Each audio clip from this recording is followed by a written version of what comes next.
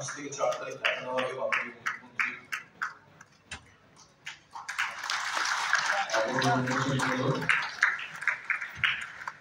কলকাতার অনেক বিশিষ্ট ক্রীড়াকর্তা সবাই আছেন, ফুটবল, ক্রিকেট সর্বত্র। তাদের উপস্থিতিতে, পরিচালকের উপস্থিতিতে, শিল্পপতির উপস্থিতিতে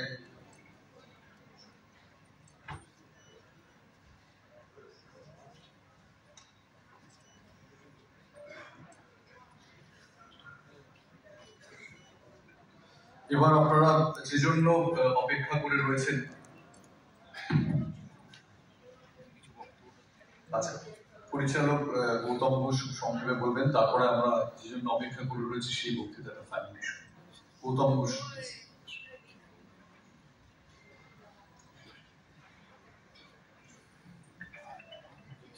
শুভ সন্ধ্যা।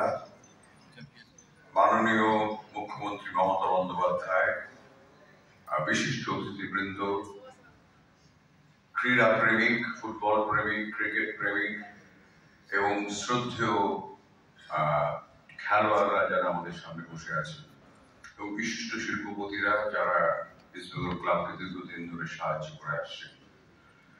একটা ক্লাবকে বেড়ে উঠতে গেলে অনেক বাধা বিঘ্ন বেরোতে হয়, অনেক ঝঞ্ঝা সইতে হয়, কখনো ফেলিয়ার, কখনো সাকসেস।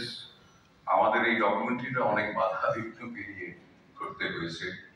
প্রথমত আমরা শুরু করার পর কোভিড চলে আসে এবং আপনারা জানেন যে এই খেলার জগৎটা এতটাই বড় কমার্শিয়াল জগৎ যে কোনো ফুটেজ পেতে গেলে একটা ক্লাবের হয়ে আমি যখন শুটিং করতে গেছি আমি পারিনি, কারণ হয়তো সেটা সোনি কিনে রেখেছে বা কোনো বড় কোম্পানি কিনে রেখেছে।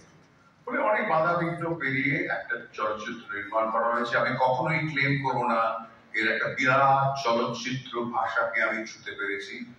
এটা করতে পেরেছি যেটা একটা দলিল, একটা ডকুমেন্টেশন, 100 বছরের প্রচুর মানুষের ইন্টারভিউ রয়েছে এবং আমরা আরো অনেক কিছু আছে যেটা হার্ড ডিস্কে করে আমরা ক্লাবকে দিয়ে দিয়েছি। ক্লাব কর্তৃপক্ষ অত্যন্ত সহযোগিতা করেছে এবং শেষ পর্যন্ত সেরামের সঞ্জীব আচার্য এগিয়ে এসে প্রয়োজনা করে ছবিটা শেষ করেছেন।